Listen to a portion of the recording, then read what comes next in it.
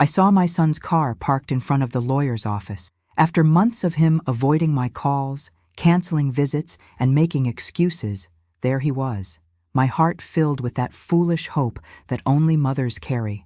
I thought, finally, maybe he wants to surprise me with something good. Maybe he's planning something special for my 70th birthday next week. So I decided to surprise him first. I hid in the back seat of his car, crouched down like a child playing hide-and-seek, smiling at my own mischievousness. I was going to wait for him to get in, then pop up and scare him like I used to when he was little. But when he entered the car with his wife Sarah, I heard words that froze my blood. As soon as she signs, everything transfers to our name. But can you imagine discovering that your own child, the baby you carried for 9 months, the boy you sacrificed everything for, is plotting to steal your life's work? What would you do if you found yourself trapped in the back seat, listening to your son and daughter-in-law plan your financial destruction? I remained silent. I just recorded every single word. 2 days later, at the courthouse, my response would forever change the destiny of our family. My name is Virginia Cavanaugh. I am 70 years old, and for 45 years I built a successful real estate empire from nothing. I started with a small inheritance from my late husband and turned it into a portfolio worth $12 million. I raised 3 children as a single mother after losing my husband in a car accident when Michael, my youngest, was only 8 years old. I thought I had raised them with values, with integrity, with love. I was wrong about at least one of them. That afternoon, hidden in that back seat, I learned that Michael and Sarah had been planning this for months. They had convinced me to update my will, supposedly to make things easier for the family when the time comes. They said they loved me, that they wanted to take care of me in my old age. They brought me flowers every Sunday, cooked my favorite meals, and even suggested I move closer to them for safety reasons. But what I heard that day revealed the truth behind their sudden affection. Sarah's voice was cold, calculating. The old woman is getting senile anyway. The lawyer said that if we can prove she's not mentally capable, we can get power of attorney much faster. Michael, my baby boy, the child I worked 16-hour days to put through law school, responded, "Perfect. I already have the medical reports prepared. Dr. Harrison owes me a favor." My hands trembled as I held my phone, making sure the recording was capturing every word. These were not the voices of people who loved me. These were predators discussing their prey. And I was the prey. They talked about my properties as if I were already dead. Sarah mentioned how they could sell the downtown building immediately. The same building where I had my first office, where I closed my first $1 million deal, where I had dreamed of leaving a legacy for my grandchildren. Michael laughed and said, "She'll never know what hit her. By the time she realizes what's happening, we'll already have control of everything." The most painful part was when Sarah asked, "What about your sisters? Won't they suspect something?" And Michael, without hesitation, replied, "They live in other states. By the time they find out, it will be too late. Besides, Mom always said I was her favorite. They'll believe whatever I tell them." I had indeed always said he was my favorite. Not because I loved him more than his sisters, but because he seemed to need more attention, more encouragement, more support. He was the sensitive one, the one who had struggled the most after his father's death. I had given him everything, including parts of my business, thinking I was preparing him to be my successor, my legacy. But now I understood that every act of love, every sacrifice, every opportunity I had given him had been seen as weakness. In his mind, I was not a mother who deserved respect and gratitude. I was an obstacle between him and my money. When they finally left the car, I waited 10 minutes before getting out. I sat in that back seat, in the darkness, processing what I had just discovered. The betrayal was so complete, so calculated, that for a moment I questioned my own sanity. Maybe I was becoming senile, as Sarah had said. Maybe I had misunderstood everything. But then I listened to the recording again. Their voices were clear, their intentions unmistakable. My son and his wife were planning to steal my life's work and destroy my dignity in the process. That night, I lay in bed staring at the ceiling, wondering how I had raised a son capable of such cruelty. I thought about all the nights I had worked late to pay for his education, all the family vacations I had sacrificed to invest in his future, all the times I had chosen his needs over my own desires. But by dawn, sadness had transformed into something much more powerful: determination. I was not just a victim in this story. I was Virginia Cavanaugh, a woman who had built an empire from nothing, who had survived the death of her husband and raised 3 children alone, who had faced down aggressive competitors and economic crises and had always emerged victorious. If Michael and Sarah thought they could manipulate a senile old woman, they were about to discover that they had severely underestimated their opponent. I had spent decades learning how people think, how they move, how they reveal their weaknesses, and now I was going to use every lesson I had learned against the 2 people who had betrayed me most deeply. The war had begun, and they didn't even know it yet. The morning after the discovery, I woke up with a clarity I hadn't felt in months. It was as if someone had removed a veil from my eyes, and I could finally see the truth that had been hidden in plain sight. I made my coffee, sat in my kitchen overlooking the garden that Robert and I had planted 30 years ago, and began to analyze every interaction I had had with Michael and Sarah in recent months. The signs had been there all along. I had simply chosen to interpret them through the lens of a mother's love, rather than the sharp, analytical mind that had built my fortune. 3 months ago, when Sarah suggested I should simplify my finances, I thought she was being considerate. Now I understood she was conducting reconnaissance. When Michael offered to help organize my important documents, I saw it as filial devotion. Now I realized he was mapping my assets like a general planning an invasion. The flowers every Sunday weren't gifts of love, they were alibis. The family dinners weren't moments of connection. They were strategy meetings where they studied my behavior, looking for signs of mental decline they could later use against me. I spent that first morning reviewing every conversation, every gesture, every seemingly innocent suggestion. The picture that emerged was terrifying in its calculated precision. This wasn't an impulsive decision by a greedy son. This was a long-term campaign orchestrated by 2 people who saw me not as a person, but as an obstacle to overcome. At 10 in the morning, my phone rang. Michael's name appeared on the screen. For a moment, I hesitated. How do you talk normally to someone who has just revealed their plans to destroy you? But then I remembered. I was an actress in this play now. I had to perform the role of the oblivious mother until I was ready to reveal my hand. "Hi, honey," I answered, injecting warmth into my voice that I no longer felt. "Hi, Mom. How are you feeling today? Sarah and I were worried about you yesterday. You seemed a little confused during lunch." Confused. There was that word again. I realized now that every time I had disagreed with them, every time I had questioned their suggestions, they had attributed it to my confusion or my age. They had been building their case against my mental capacity for months. "I'm feeling wonderful, dear. Just a little tired, that's all. At my age, you know how it is." "Of course, Mom. That's exactly why Sarah and I think you should consider letting us help more with your business decisions. You've worked so hard your whole life. You deserve to rest now." Rest. What a beautiful euphemism for surrender. That's so thoughtful of you, Michael. You know I've always been able to count on you. Always, Mom. Actually, that's why I'm calling.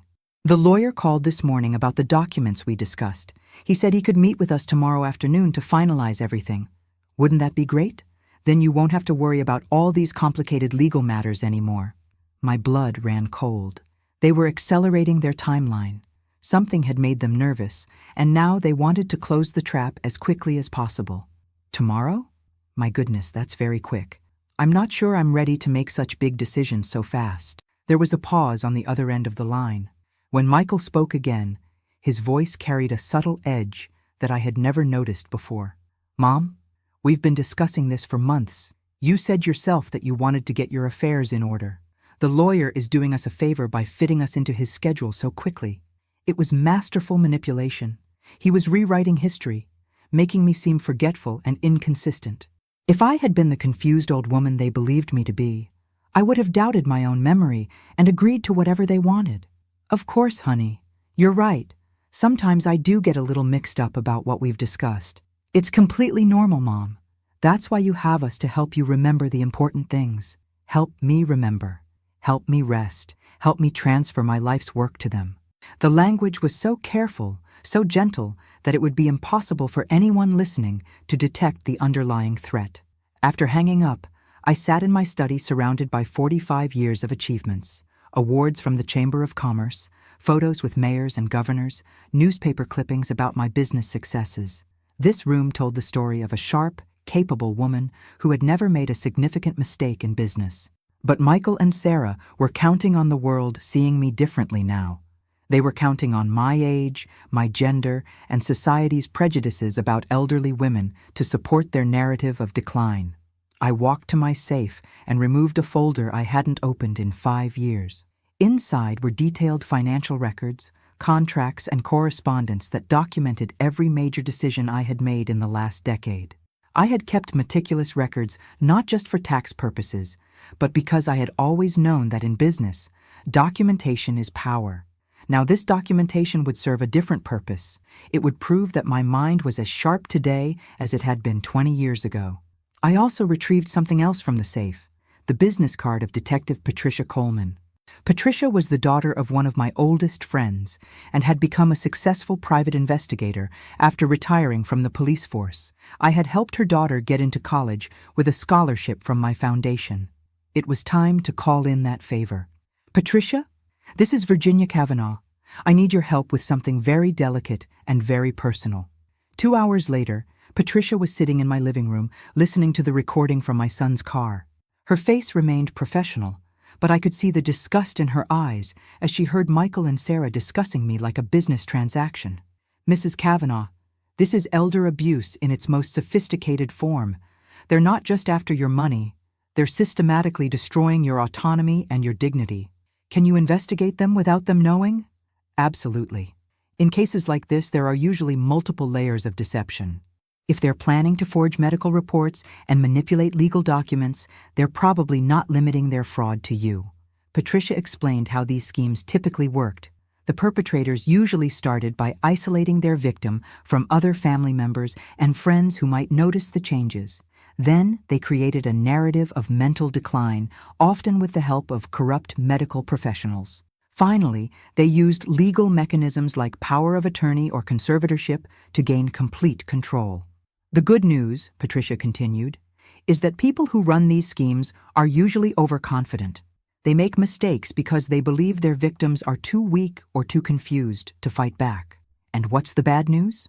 The bad news is that by the time most people realize what's happening, the legal mechanisms are already in place, and it's very difficult to reverse the damage. But I had advantages that most victims didn't have. I had discovered their plan before they could implement it. I had recorded evidence of their conspiracy, and I had resources, financial, legal, and personal, that they didn't know I was prepared to use. That afternoon, I made several phone calls. I called my attorney, David Morrison, who had handled my business affairs for 20 years. I called my accountant, Helen Chen, who knew every detail of my financial situation. I called Dr. Elizabeth Hartman, my physician for the past 15 years, who could attest to my mental acuity. To each of them, I explained the situation and asked for their help in documenting my competency. By the end of the day, I had assembled a team of professionals who could counter every claim that Michael and Sarah planned to make. But documentation was only part of my strategy. I also needed to understand the full scope of their plan. Patricia had agreed to conduct a comprehensive investigation, but that would take time. Meanwhile, I needed to play my role perfectly, the loving mother who suspected nothing while gathering intelligence about their next moves. That evening, Michael called again to confirm our appointment with the lawyer. His voice carried a barely concealed excitement that made my stomach turn. He was so close to achieving his goal that he could barely contain his anticipation. "Mom, I want you to know how proud I am of you for making these responsible decisions. Dad would be proud too. You're ensuring that your legacy will be protected for future generations." Legacy, future generations. The cruelest irony was that he used the very words that mattered most to me to justify betraying me. "Thank you, honey. I just want to do what's best for the family." "You are, Mom. You really are." After hanging up, I sat in the darkness of my study, thinking about the conversation. Michael wasn't just stealing my money, he was stealing my narrative.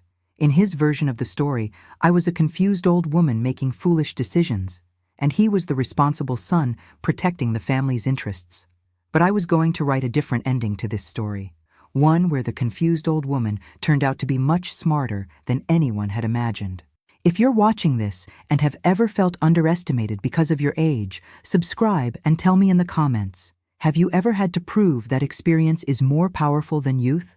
Tomorrow's meeting with the lawyer would be my first performance in this deadly game. Michael and Sarah thought they were bringing a lamb to slaughter. They had no idea they were about to face a lioness who had been hiding her claws. The next morning, I woke up at 5:30, as I had every day for the past 45 years. But this time, instead of reviewing property reports and market analyses, I was preparing for the performance of my life. I had to convince Michael, Sarah, and their lawyer that I was exactly what they believed me to be, a fragile old woman ready to surrender control of her empire. I dressed carefully for the part. Instead of my usual sharp business suit, I chose a soft cardigan and comfortable shoes, the uniform of a grandmother rather than a CEO. I left my hair slightly disheveled and applied my makeup with a trembling hand to create the appearance of someone whose fine motor skills were declining. But beneath this carefully crafted exterior, my mind was razor sharp, processing every detail of the strategy Patricia and I had developed the night before. At 9 in the morning, Michael arrived to drive me to the lawyer's office. His smile was so warm, so seemingly genuine, that for a moment I almost doubted what I had heard in that car. But then I noticed something that chilled me. He was carrying a manila folder thick with documents I had never seen before. "Good morning, Mom. You look lovely today. Are you ready for our important meeting?" "I think so, honey. Though I have to admit, I'm a little nervous about all these legal matters. They're so complicated at my age." His eyes lit up at my admission of confusion. This was exactly what he wanted to hear. "Don't worry, Mom. Sarah and I will be there to help you understand everything. Mr. Patterson is a wonderful lawyer. He's going to explain everything in very simple terms." Simple terms. Another subtle dig at my supposed mental decline. During the 20-minute drive to the lawyer's office, Michael chatted about mundane topics, the weather, his work, plans for the weekend. But I noticed he was steering the conversation away from anything related to business or finances. He was treating me like a child who shouldn't be burdened with adult concerns. What he didn't know was that hidden in my purse was a small digital recorder, and in my jacket pocket was my cell phone, set to record our conversation. Every word spoken in that meeting would be documented.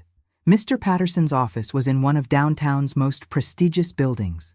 The waiting room was decorated with expensive art and leather furniture designed to intimidate and impress.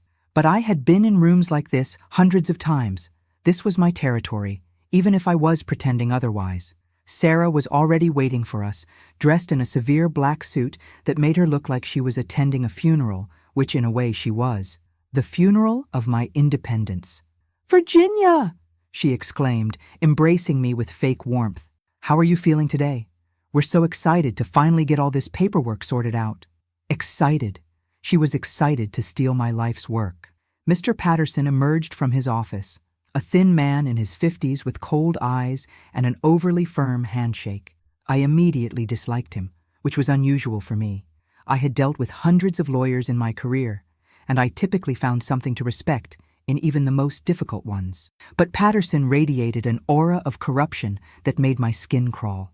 "Mrs. Cavanaugh, it's such a pleasure to meet you. Your son has told me so much about your impressive business career. It's wonderful that you're taking steps to simplify your affairs and reduce stress in your golden years." Golden years. Simplify. Reduce stress. The language was so patronizing that I had to bite my tongue to keep from responding with the sharp retort it deserved. "Thank you, Mr. Patterson. I'm grateful that Michael and Sarah are helping me with all of this. Sometimes I feel so overwhelmed by all the complicated financial matters." Patterson's smile became even more condescending. "Of course you do. It's completely natural. That's why families like yours make these kinds of arrangements. It ensures that your assets are properly managed by people who understand modern financial markets. Modern financial markets. As if the woman who had built a $12 million real estate empire didn't understand how money worked. We moved into his office, where Patterson had prepared an impressive display of documents spread across his mahogany desk. He gestured for me to sit in the chair directly in front of him, while Michael and Sarah positioned themselves on either side of me like guards. "Now, Mrs. Cavanaugh," Patterson began, "what we're doing today is creating a comprehensive financial management plan that will take care of all your needs while allowing your son and daughter-in-law to handle the day-to-day complexities of managing your estate." He slid the first document toward me. It was a power of attorney form that would give Michael complete control over all my financial decisions. But it wasn't a standard form. It was an irrevocable power of attorney, meaning that once I signed it, I could never take back control of my own money. This first document simply allows Michael to help you with banking and investment decisions. It's very common for families to make these arrangements. I picked up the document with slightly shaking hands, a tremor I was faking, but which Patterson interpreted as evidence of my declining motor skills. As I pretended to read it slowly, struggling with the legal language, I was actually analyzing every clause with the expertise of someone who had reviewed thousands of contracts. It was even worse than I had expected. This document wouldn't just give Michael control over my finances. It would make him my legal guardian in all matters. I would become a ward of my own son, unable to make any significant decision about my life without his permission. "Mr. Patterson," I said in a quavering voice, "this seems like such a big step. Are you sure this is necessary?" Sarah leaned forward and placed her hand on mine in a gesture that appeared loving but felt predatory. "Virginia, we've talked about this so many times.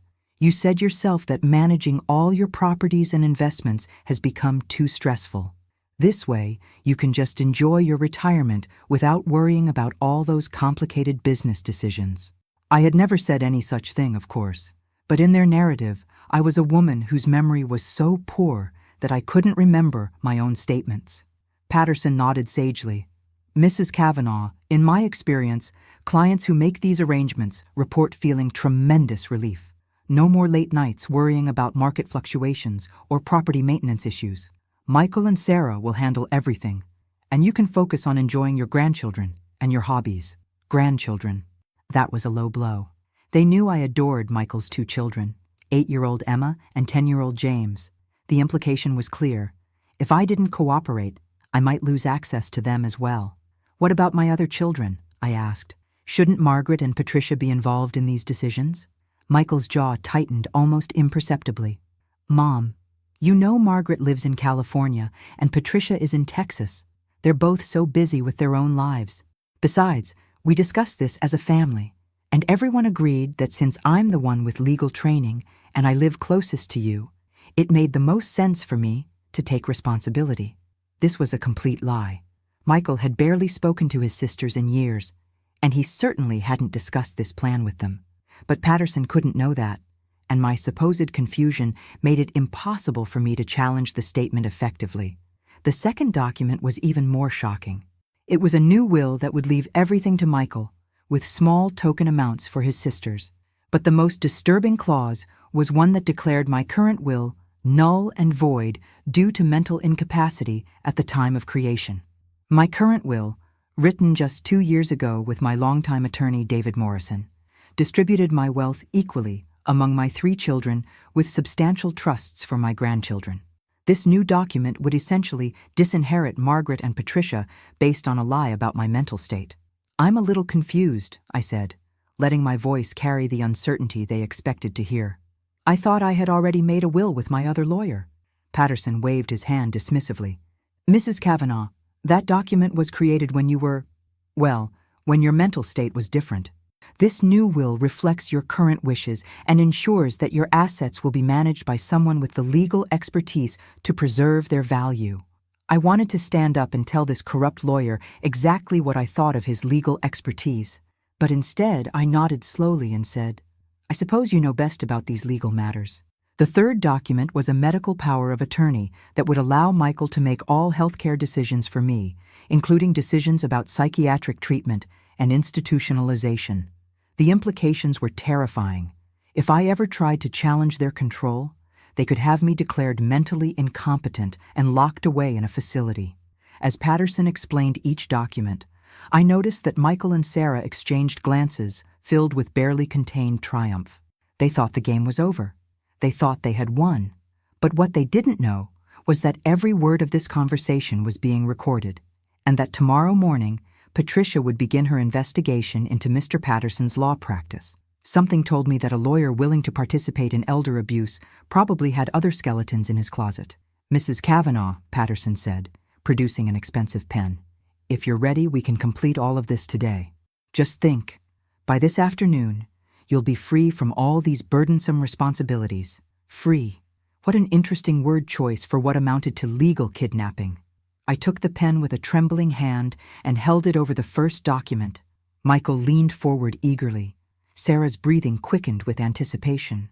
Patterson watched with the focused intensity of a predator about to feed. And then I did something that surprised all of them. I set the pen down and said, "You know what? I think I'd like to have my regular doctor examine me before I sign anything this important, just to make sure I'm making these decisions with a clear mind." The silence that followed was deafening. The silence in that office stretched like a taut wire ready to snap. I could feel the tension radiating from Michael and Sarah as they processed what I had just said. This wasn't part of their script. The confused old woman was supposed to sign the documents without question, grateful for their guidance. Patterson recovered first, his professional smile flickering back into place like a malfunctioning neon sign. "Mrs. Cavanaugh, that's certainly your right, but I'm not sure it's necessary. These documents are quite standard, and we've explained everything very clearly." "Oh, I know you have," I replied, injecting just the right amount of uncertainty into my voice. "It's just that my friend Eleanor went through something similar last year, and her doctor recommended she have a complete mental evaluation before signing important papers. Her children were so grateful she did that." I was making up Eleanor on the spot, but the lie served its purpose. I could see Michael's mind racing, trying to figure out how to object to such a reasonable request without appearing suspicious. Sarah jumped in with a laugh that sounded forced even to my untrained ear. "Virginia, that's sweet of you to be so careful, but we're family. This isn't the same situation as your friend Eleanor." "Of course not, dear. I just want to make sure I'm doing the right thing. At my age, sometimes I worry that I'm not thinking as clearly as I used to." The beautiful irony was that I was using their own weapon against them. They had spent months conditioning me to doubt my mental acuity. Now I was using that supposed doubt to buy myself time. Michael's patience was beginning to fray. I could see it in the way his jaw clenched, in the slight tremor in his hands as he reached for his water glass. "Mom, we've been planning this meeting for weeks. Mr. Patterson has cleared his afternoon for us. Don't you think we should just finish what we came here to do?" "Planning this for weeks?" I let confusion cloud my features. "I thought you just called yesterday about this meeting." Another crack in their facade. Michael's eyes darted to Sarah, then to Patterson. He was realizing that their victim was asking inconvenient questions that exposed inconsistencies in their story.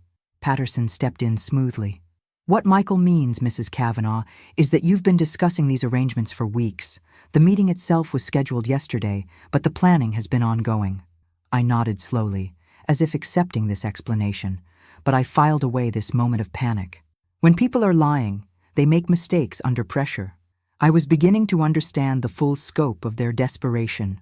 "Well," I said finally, "I suppose there's no harm in waiting a few more days. I'll call Dr. Hartman tomorrow and schedule an appointment." Dr. Elizabeth Hartman was my personal physician of 15 years, a woman who knew my medical history better than I did, and who would never question my mental competency. But Michael and Sarah didn't know about my relationship with Dr. Hartman. In their research, they had probably only discovered Dr. Harrison, who Michael had mentioned in the car recording. Sarah's voice took on a slightly sharp edge. "Virginia, wouldn't it be better to see someone who specializes in geriatric evaluations? Someone who really understands the unique challenges of aging?" There it was. They wanted to control which doctor evaluated me, probably someone like the corrupt Dr. Harrison, who would provide whatever diagnosis they needed. "Oh, that's a wonderful idea," I said brightly. "Do you have someone in mind?"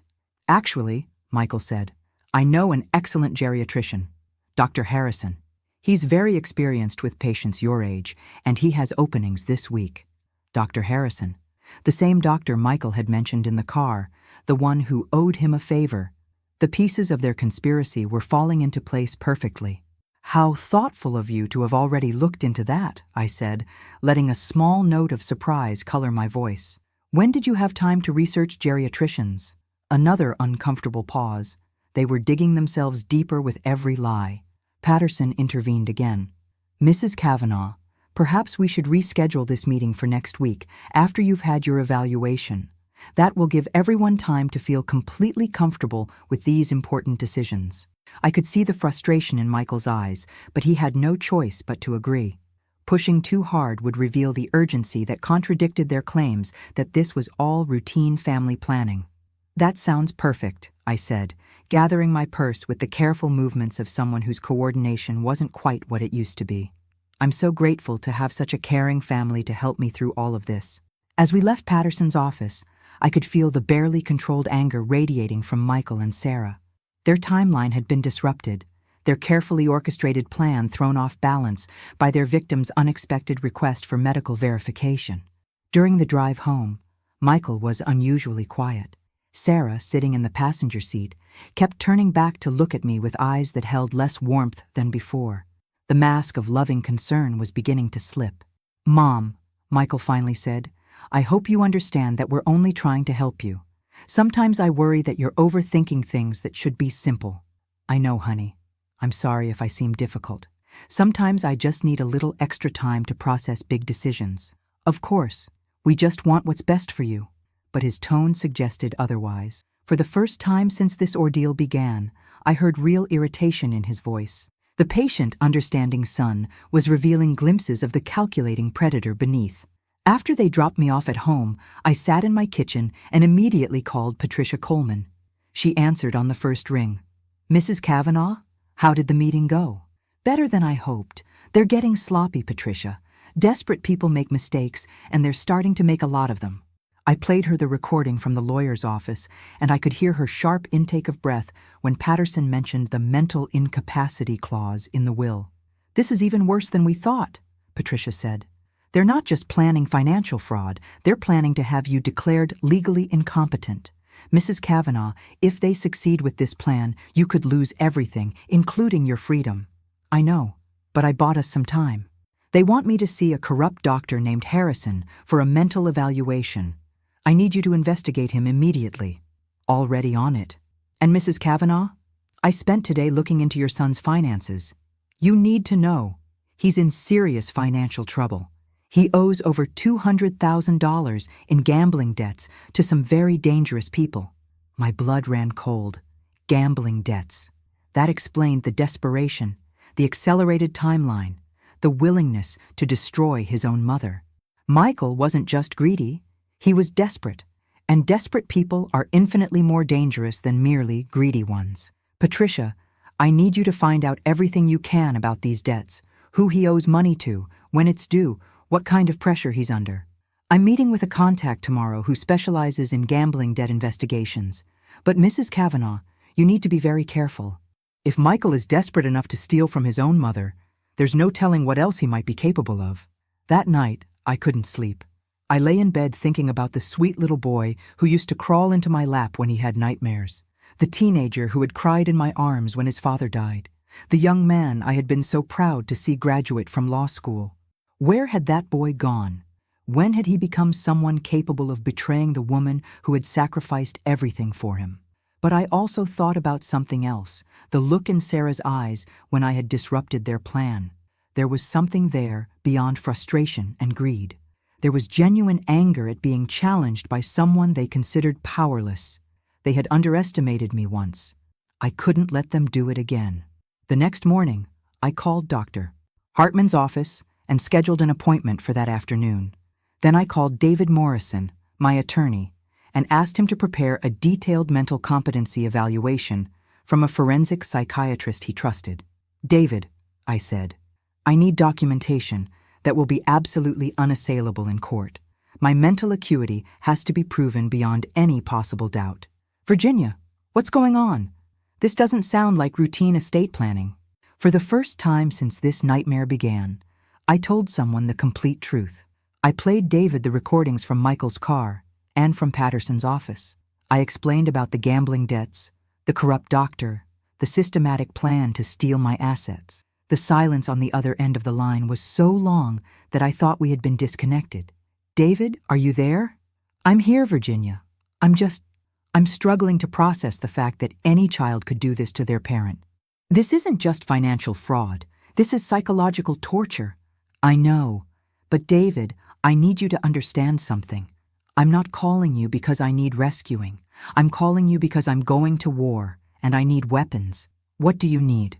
Everything. I want a complete forensic accounting of Michael's finances. I want background checks on Patterson and Dr. Harrison. I want documentation of every conversation, every meeting, every document they've presented to me. And David, I want legal options that will not only stop them, but ensure they face consequences for what they've done. Virginia, are you sure you want to go down this path? Once we start this investigation, there's no going back. Your relationship with Michael will be destroyed forever. I looked out the window at the garden where I had taught Michael to plant tomatoes when he was 7 years old, where I had taken pictures of him in his high school graduation cap, where he had told me about his plans to become a lawyer like his father.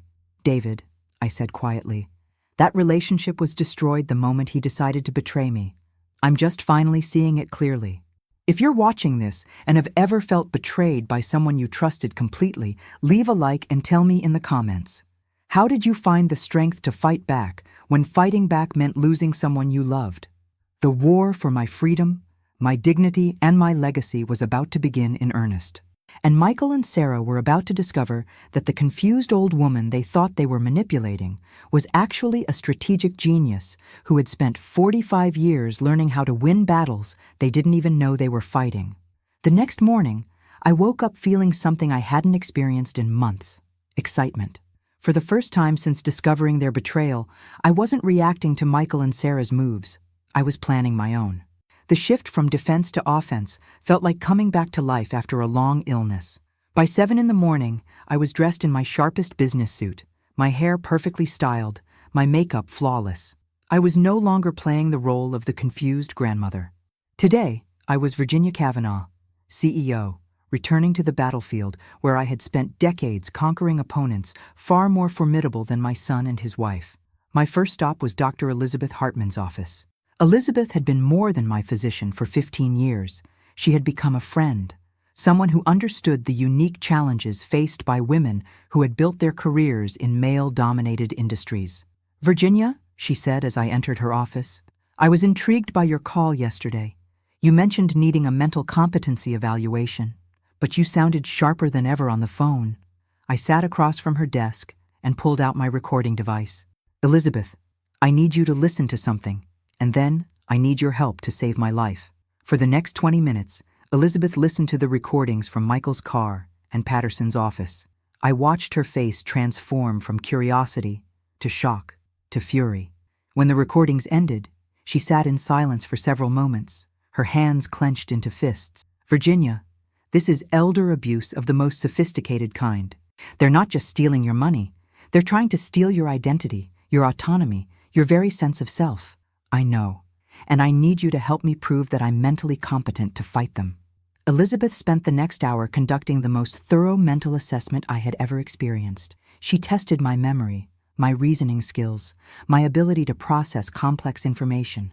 She evaluated my fine motor skills, my reaction times, my spatial awareness. When we finished, she leaned back in her chair with a satisfied smile. "Virginia, you're not just mentally competent. You're operating at the cognitive level of someone 20 years younger. Your memory is exceptional. Your analytical skills are razor sharp, and your ability to process complex information would put most people half your age to shame. Can you document that in a way that will hold up in court?" "Absolutely. I'm going to prepare a comprehensive report that includes standardized test scores, neurological assessments, and a detailed analysis of your cognitive function. No legitimate court would ever question your mental capacity based on this evidence." But Elizabeth wasn't finished. "I also want to talk to you about Dr. Harrison." My pulse quickened. "You know him?" "Unfortunately, yes. He's been investigated twice by the state medical board for providing questionable diagnoses in exchange for payment. He hasn't lost his license because he's been very careful about covering his tracks, but everyone in the medical community knows he's corrupt. Can you prove it?" "Not directly. But I can do something better. I can arrange for you to be evaluated by Dr. Sarah Chen at the University Medical Center. She's the most respected geriatric psychiatrist in the state, and her evaluations are considered the gold standard in competency assessments. This was even better than I had hoped. Not only would I have documentation of my mental acuity from my longtime physician, but I would also have an evaluation from the most respected expert in the field. My next stop was David Morrison's law office. David had been working since dawn, and his desk was covered with documents, printouts, and legal files. "Virginia, sit down. What I've discovered in the past 18 hours is going to shock you." He slid a thick folder across his desk. "Let's start with your son's financial situation. Patricia was right about the gambling debts, but it's worse than we thought. Michael owes $350,000 to a loan shark named Vincent Torino. The money was supposed to be repaid last month." I felt the blood drain from my face. Torino was a name I knew from newspaper crime reports. A man connected to organized crime who didn't accept late payments graciously. "There's more," David continued. "Michael has been borrowing against his future inheritance for over a year. He's taken out loans with 3 different banks, using your assets as collateral based on fraudulent documentation that claims he already has power of attorney." "He what?" "He forged your signature on preliminary financial documents and used them to convince banks that he was authorized to act on your behalf. Virginia, even if you had signed those papers in Patterson's office, Michael would still be guilty of fraud for the loans he took out before you gave him permission." This revelation changed everything. Michael wasn't just planning to commit fraud, he had already committed it. The man who had once made me proud by becoming a lawyer was now a criminal who had forged his own mother's signature to steal from her. "What about Patterson?" David's smile was grim. "James Patterson is about to have a very bad week. I contacted 3 colleagues who specialize in legal ethics violations. Patterson has been involved in at least 6 cases of questionable elder law practices in the past 2 years. He specializes in what they call gray area cases, situations that aren't quite illegal but are definitely unethical. Can we get him disbarred? If we can prove he knowingly participated in fraud, absolutely. And Virginia, based on those recordings, I think we can do exactly that." David pulled out another document. "I also prepared something else. A new, irrevocable trust that places all your assets under the management of an independent trustee. If you sign this, neither Michael nor anyone else can touch your money, regardless of what legal maneuvers they attempt." I reviewed the document carefully. It was brilliant. A legal fortress that would protect my assets while still allowing me complete control over my finances during my lifetime. "David, you're a genius. I learned from the best. Virginia, you taught me that the most powerful weapon in any legal battle is preparation. And we're about to be the most prepared people in the courtroom." My third stop was Patricia Coleman's office.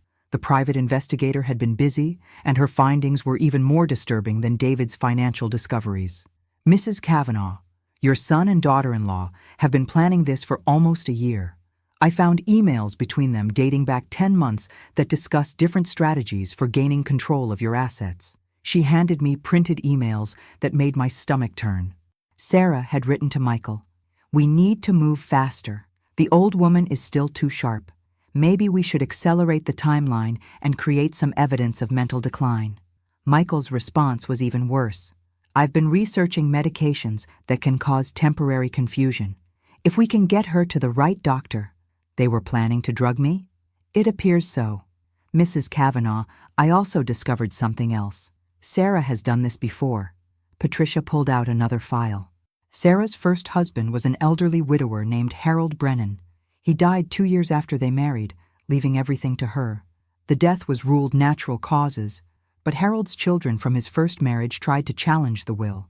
They claimed Sarah had isolated their father from his family and may have influenced his mental state. What happened to the case? It was settled out of court. Sarah kept most of Harold's estate, but she had to pay a significant sum to his children. "Mrs. Cavanaugh, your daughter-in-law is a professional predator who targets vulnerable older adults." The room seemed to spin around me. My son hadn't just fallen into temptation. He had married someone who had corrupted him, someone who had turned him into an accomplice in her criminal enterprise. "There's one more thing," Patricia continued. "Vincent Torino, the loan shark your son owes money to, has been asking questions about you. He knows about your assets, and he's very interested in Michael's plan to gain control of them. What kind of questions? Questions about your daily routine, your security arrangements, your relationships with other family members. Mrs. Cavanaugh, I think you may be in physical danger as well as financial danger. For the first time since this nightmare began, I felt genuine fear. Financial fraud was one thing, but the possibility of physical harm was something I hadn't considered. Patricia seemed to read my thoughts. I've already arranged for discreet security. There will always be someone watching your house, and I'm installing a comprehensive alarm system tomorrow. You won't see them, but they'll be there. That afternoon, I met with Dr. Sarah Chen at the University Medical Center. The evaluation took 3 hours and covered every aspect of cognitive function, emotional stability, and decision-making capacity. Dr. Chen was thorough, professional, and clearly impressed by my mental acuity. Mrs. Cavanaugh, she said at the end of the evaluation, I want you to know that in 30 years of practice, I have rarely encountered someone your age with such exceptional cognitive function. Your mind is not only completely sound, it's extraordinary. By evening, I had assembled an impressive arsenal of weapons for the battle ahead. Medical documentation of my mental competency from 2 respected physicians. Legal documentation of Michael's fraud from one of the state's most experienced attorneys. Investigative evidence of a broader criminal conspiracy from a decorated private investigator.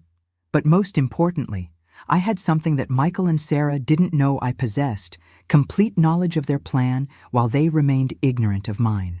That night, I sat in my study and reviewed all the evidence we had gathered. The case against them was overwhelming, but I knew that the most dangerous moment would come when they realized their victim was fighting back. My phone rang. Michael's name appeared on the screen. Hi, Mom. I just wanted to check on you. Sarah and I have been worried since yesterday's meeting.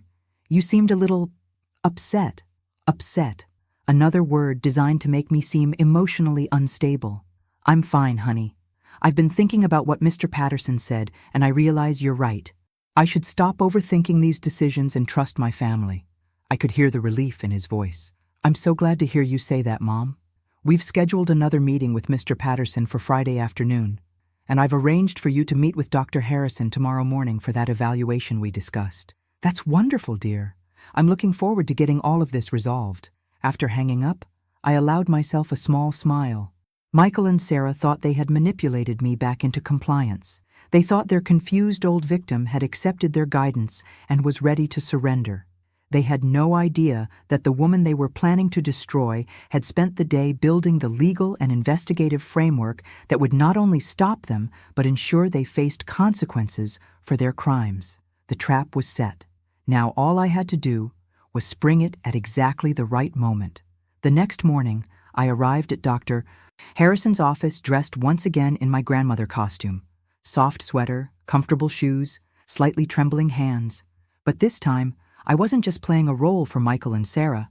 I was gathering evidence that would destroy their corrupt doctor. Dr. Harrison was exactly what I had expected. A thin, nervous man with shifty eyes and the demeanor of someone who had spent years compromising his medical ethics for money. His office was shabby, located in a strip mall between a check-cashing service and a discount liquor store. Not exactly the setting for legitimate geriatric care. Mrs. Cavanaugh, please sit down. Your son has told me so much about you. He's very concerned about some changes he's noticed in your behavior. Changes. Michael had been coaching this corrupt doctor on what diagnosis he needed to provide. For the next hour, Dr. Harrison conducted what could generously be called an evaluation. His questions were leading, designed to elicit responses that could be interpreted as signs of cognitive decline. When I answered clearly and logically, he would rephrase the questions or interrupt me mid-sentence. Mrs. Cavanaugh, what year is it? 2025. Are you sure? Sometimes patients your age get confused about dates. I'm quite certain. And what did you have for breakfast this morning? Oatmeal with blueberries and coffee. Just oatmeal? Nothing else? Memory gaps about recent events are very common in patients with developing dementia. It was a masterclass in manipulative questioning, and I made sure to record every biased word. The most damning moment came when Dr. Harrison stepped out of the room to consult his notes. He left his phone on the desk, and I could hear him in the hallway making a call. "Michael? It's going fine. She's clearly competent, but I can work with what we have. The report will show early-stage cognitive decline requiring immediate family intervention. That should be enough for your lawyer, right?" When he returned, Dr. Harrison's demeanor had shifted to one of grave concern. "Mrs. Cavanaugh, I'm afraid I have to tell you that my evaluation has revealed some troubling signs. While you may feel normal, there are subtle indicators of cognitive decline that require immediate attention." "What kind of indicators?" "Memory inconsistencies, mild confusion about dates and events, difficulty with complex decision-making. Nothing dramatic yet, but definitely concerning for someone in your position with significant financial responsibilities." It was a perfectly crafted lie, designed to sound medical and authoritative while providing exactly the ammunition Michael needed to steal my assets. "What would you recommend, doctor?" "Immediate family intervention. You need someone you trust to help manage your affairs before these symptoms worsen. I'll be preparing a detailed report for your son that outlines my findings and recommendations." That afternoon, I met with Patricia Coleman to review the recording from Dr. Harrison's office. "This is perfect," Patricia said with satisfaction. "Not only did he provide a fraudulent diagnosis, but we have him on tape coordinating with Michael about the content of his report. This is enough to destroy his medical license and probably send him to prison. What's our next move? Tomorrow is Friday, your second meeting with Patterson. We let them think everything is proceeding according to plan. You go to that meeting, act confused and compliant, and let them believe they've won. And then?" Patricia's smile was predatory. "Monday morning, we go to war." That evening, Michael called to check on my appointment with Dr. Harrison. "How did it go, Mom?" "It was very enlightening, honey. Dr. Harrison explained so many things I didn't understand about my health. He's preparing a report for you." "I'm sure he is. Mom, I hope you realize that Sarah and I only want what's best for you. Sometimes that means making difficult decisions." "I know, dear. I'm grateful to have such a caring family." After hanging up, I sat in my study and thought about the irony of the situation. Michael believed he was protecting me from my own declining mental capacity, when in reality, I was about to demonstrate that my mind was sharper than it had been in years. Tomorrow would be the final act of this charade. I would sit in Patterson's office, sign documents that would theoretically give them control of my life, and watch them celebrate their victory over the confused old woman they had manipulated so expertly. What they didn't know was that every signature I put on those papers would be legally meaningless because I had already moved all my assets into the irrevocable trust David had prepared. The trap was baited. The prey was approaching. And on Monday morning, the predators would discover they had been hunting a lioness who had been planning their destruction from the very beginning. Friday afternoon arrived gray and cold, matching my mood as I prepared for what I knew would be the last time I would ever sit across from my son as his trusting mother. After today, everything would change forever. I dressed carefully in my costume of vulnerability, the same soft cardigan, comfortable shoes, and slightly disheveled appearance that had served me so well. But hidden in my purse was my recording device, and tucked into my jacket was the signed, irrevocable trust that had already moved every penny of my assets beyond Michael's reach. The ride to Patterson's office was different this time. Michael was almost giddy with anticipation, chatting about weekend plans and family dinners as if we weren't about to commit legal fraud together. Sarah kept turning to smile at me with what she probably thought was maternal warmth, but looked more like the satisfied grin of a predator about to feed. "Mom," Michael said as we pulled into the parking garage, "I just want you to know how proud I am of you for taking these responsible steps. It takes courage to admit when you need help. Courage to admit defeat," he meant. Courage to surrender everything I had worked for to the people who were betraying me. Patterson's office felt different this time, too. The expensive furniture and intimidating artwork that had seemed impressive during our first visit now struck me as the cheap props of a small-time criminal trying to appear legitimate. "Mrs. Cavanaugh," Patterson greeted me with his oily smile. "I trust Dr. Harrison's evaluation went well. Your son tells me the doctor had some important findings." "Yes, it was very educational. Dr. Harrison helped me understand some things about myself that I hadn't realized." Patterson's smile widened. He was hearing exactly what he expected from a woman who had been successfully manipulated into questioning her own mental capacity. Excellent. Well, I have all the documents prepared, and with Dr. Harrison's medical recommendations supporting our legal framework, I think we can finalize everything today. The papers were spread across his desk, like before, but this time I noticed additional documents, medical forms, psychological evaluations, and what appeared to be commitment papers for a psychiatric facility. My blood ran cold. They weren't just planning to steal my money. They were planning to have me institutionalized if I ever tried to fight back. Mrs. Cavanaugh, Patterson continued, these additional documents are just precautionary measures recommended by Dr. Harrison. They ensure that if your condition worsens, your family can get you the care you need quickly. Care. What a beautiful euphemism for imprisonment. I picked up the first document with hands that I allowed to shake slightly. It was the same power of attorney form from our previous meeting, but now it had been modified to include language about my documented cognitive decline and medical necessity for family intervention. This seems more complicated than before, I said in my most confused voice. Not complicated at all, Sarah interjected smoothly. It's just more thorough. We want to make sure everything is covered so you never have to worry about these legal matters again. Never have to worry because I would never again have any legal rights to worry about. I signed the first document with a trembling hand, playing my part perfectly. Michael leaned forward eagerly to witness my signature. Sarah's breathing quickened with excitement. Patterson watched with the focused attention of a man about to complete a very profitable transaction. The second document, the fraudulent will that would disinherit my daughters, required more theater. I hesitated, appearing confused by the legal language. I'm sorry, I said.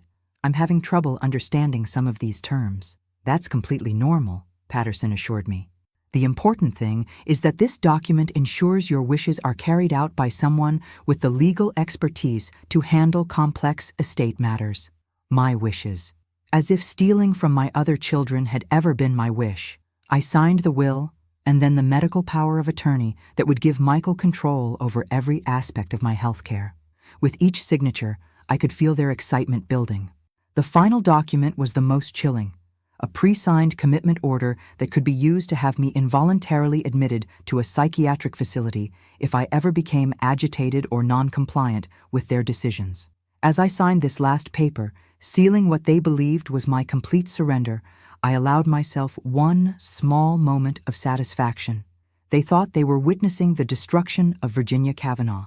They had no idea they were watching the final act of the most elaborate trap I had ever constructed.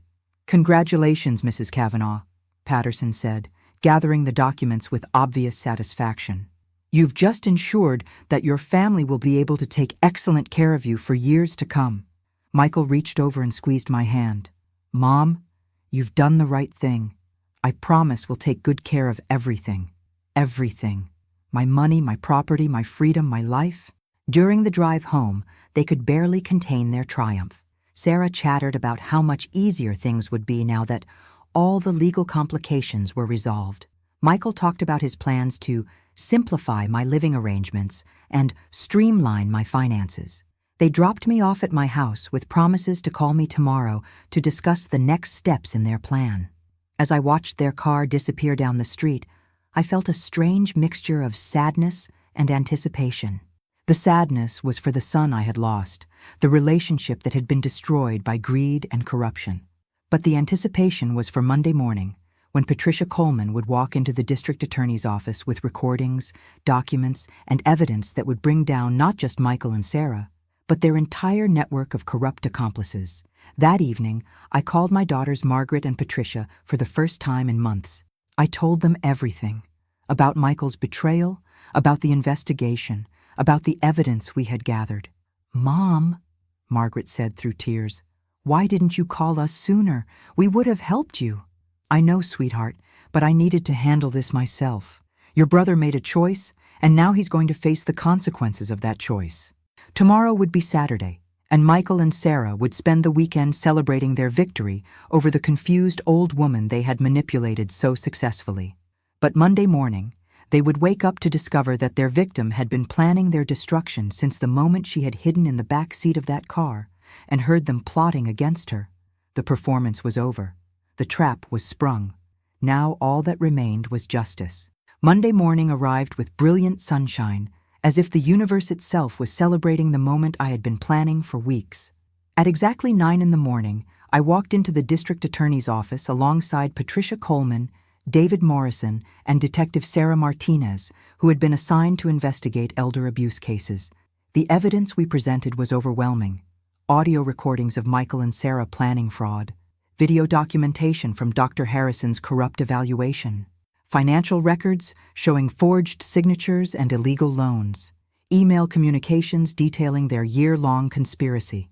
District Attorney Rebecca Stone listened to everything with growing anger. When we finished, she sat in silence for several moments before speaking.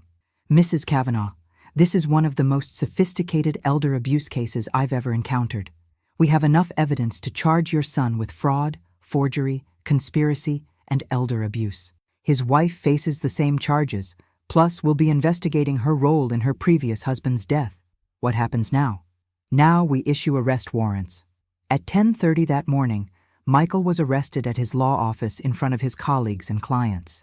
Sarah was arrested at her job at the bank where she worked as a financial advisor, a position that gave her access to elderly clients' information. Dr. Harrison was arrested at his clinic, and James Patterson was arrested at his law office. By noon, the entire conspiracy was in custody. But I wasn't finished. That afternoon, I called a press conference. Standing in front of my home, flanked by my attorney and surrounded by news cameras, I told my story to the world. My name is Virginia Cavanaugh, and I am 70 years old. For the past year, my own son has been planning to steal my life's work and have me declared mentally incompetent. Today, justice begins. I played selected portions of the recordings, showed copies of the forged documents, and explained how the conspiracy had worked. The story went viral within hours. By evening, news outlets across the country were covering the case of the grandmother who had outsmarted her criminal son. Michael's law firm fired him immediately. Sarah's bank launched an internal investigation into whether she had targeted other elderly clients. Dr. Harrison's medical license was suspended pending investigation. Patterson faced disbarment proceedings. But the most satisfying moment came that evening when Michael called me from jail. "Mom," his voice was broken, desperate.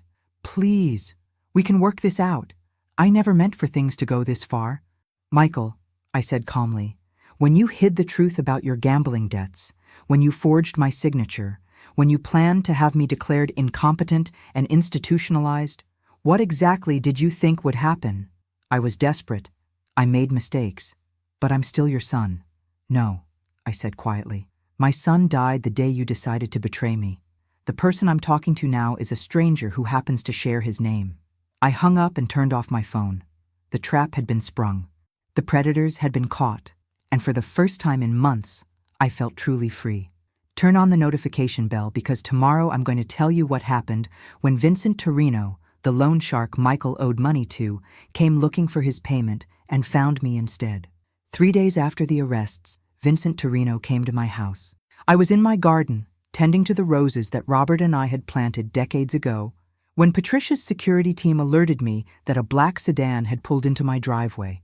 Through my kitchen window, I watched a large man in an expensive suit approach my front door. I knew who he was before he knocked. Vincent Torino looked exactly like Central Casting's idea of a loan shark, intimidating, well-dressed, and carrying himself with the quiet confidence of someone accustomed to getting what he wanted through fear. "Mrs. Cavanaugh," he said when I opened the door, "I think we need to talk. Mr. Torino, I've been expecting you. Please come in." His surprise at being recognized was quickly replaced by wariness. Men like Torino survived by being unpredictable, but I had just demonstrated that I knew exactly who he was and why he had come. We sat in my living room, two predators taking each other's measure, but I had advantages he didn't know about. Patricia's security team was watching from outside, and our entire conversation was being recorded by devices hidden throughout the room. "Your son owes me $350,000, he said, without preamble. "He promised me that money would come from his inheritance when you transferred your assets to him. I'm aware of Michael's debts. I'm also aware that he committed fraud to convince you he would be able to pay them. Torino's eyes narrowed.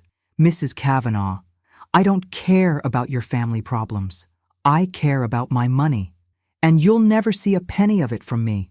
The temperature in the room seemed to drop 10 degrees. Torino leaned forward, his voice taking on the quiet menace that had probably terrified countless debtors. Lady, I don't think you understand the situation you're in. Your son made promises using your assets as collateral. That makes you responsible for his debts. Mr. Torino, I said calmly, I think you're the one who doesn't understand the situation. My son is in jail for attempting to defraud me. Every document he showed you was forged. Every promise he made was based on money that was never his to promise. I stood up and walked to my desk, retrieving a folder I had prepared specifically for this moment. This is a complete financial disclosure prepared by my attorneys. As you can see, all of my assets are held in an irrevocable trust that Michael never had access to. The inheritance he promised you never existed. Torino reviewed the documents with growing anger. When he finished, he looked up at me with eyes that had probably been the last thing some people ever saw. Mrs. Cavanaugh, your son made commitments to me. Someone is going to pay for those commitments. Then I suggest you take that up with Michael. But let me be very clear about something, Mr. Torino. I am not a frightened old woman who can be intimidated by threats. I am a businesswoman who has been dealing with men like you for 45 years. I walked back to my chair and sat down, maintaining eye contact with a man who was accustomed to making people look away in fear. You see, Mr. Torino, you made the same mistake my son made. You underestimated me because of my age and my gender. But while you've been running your crude intimidation schemes, I've been building legitimate businesses, creating jobs, and learning how real power works. I picked up my phone and showed him the screen.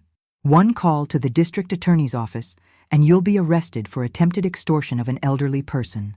One call to the FBI, and your entire operation will be under federal investigation. One call to the media, and your face will be on every news channel in the country as the loan shark who tried to intimidate a 70-year-old grandmother. Torino's confident demeanor began to crack. He was used to dealing with desperate people who had no options. I was showing him that I had all the options, and none of them involved giving him money. But I'm going to offer you something better than threats, Mr. Torino. I'm going to give you some free business advice. He stared at me in disbelief. My son lied to you about his ability to pay his debts. He used forged documents to convince you he had access to assets that were never his. In legitimate business terms, that makes him guilty of fraud against you as well as against me. I leaned forward, my voice taking on the authoritative tone I had used in boardrooms for decades. Here's what's going to happen. You're going to leave my house and never contact me again. You're going to write off Michael's debt as a bad business decision based on fraudulent information. And you're going to be grateful that I'm not pressing charges against you for this intimidation attempt. Torino stood up slowly, his face a mixture of rage and grudging respect. And if I don't, then you'll discover that an elderly woman with unlimited legal resources and nothing left to lose is far more dangerous than a desperate gambling addict with forged documents. He stared at me for a long moment, then turned and walked toward the door. But before leaving, he looked back. Your son said you were getting senile. He was wrong about a lot of things, wasn't he? Yes, Mr. Torino, he was. After he left, I sat in my living room and thought about how many predators had underestimated their prey that week.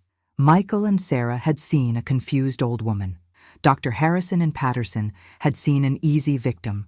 Torino had seen someone he could frighten into paying debts that weren't hers. They had all been wrong, and now they were all facing the consequences of that miscalculation.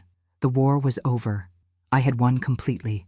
6 months later, I stood in the courthouse as the judge delivered the final sentences in what the media had dubbed the grandmother's revenge case. Michael received 5 years in federal prison for fraud, forgery, and elder abuse. Sarah received 7 years for her role in the conspiracy and for charges related to her previous husband's suspicious death. Dr. Harrison lost his medical license and received 3 years for participating in medical fraud. Patterson was disbarred and sentenced to 4 years for his role in the conspiracy. As the bailiffs led them away, Michael looked at me one last time. There was no anger in his eyes anymore, only regret and the hollow look of someone who had finally understood the magnitude of what he had lost. I felt no satisfaction in that moment, only sadness for the boy he had been, and the man he could have become. But the story didn't end with their punishment. It ended with transformation. In the months following their arrests, I received thousands of letters from people who had seen my press conference and recognized their own situations. Elderly parents who suspected their children were stealing from them. Adult children who had discovered their siblings were defrauding their parents. Grandparents who felt isolated and vulnerable. I realized that my experience, as painful as it had given me a platform to help others. I established the Virginia Cavanaugh Foundation for Elder Protection, using a portion of my assets to provide legal assistance, investigation services, and support groups for victims of elder abuse.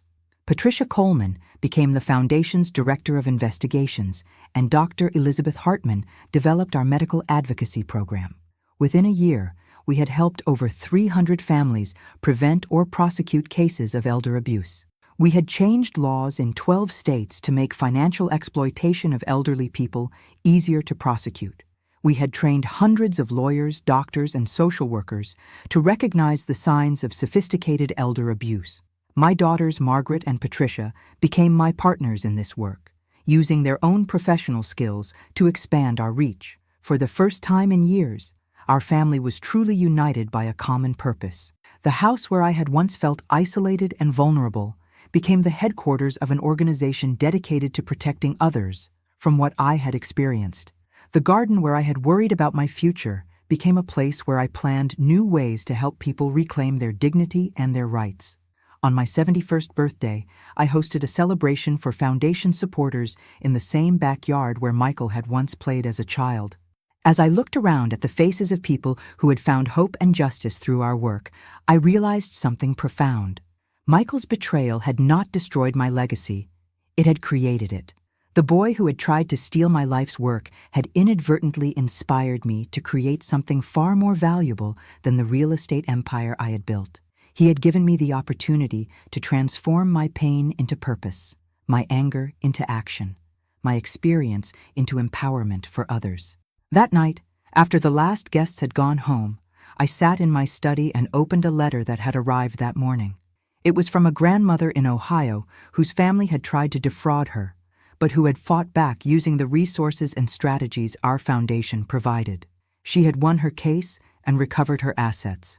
"Mrs. Cavanaugh," she wrote, "thank you for showing me that being 70 years old doesn't mean being powerless. Thank you for proving that our age is our strength, not our weakness."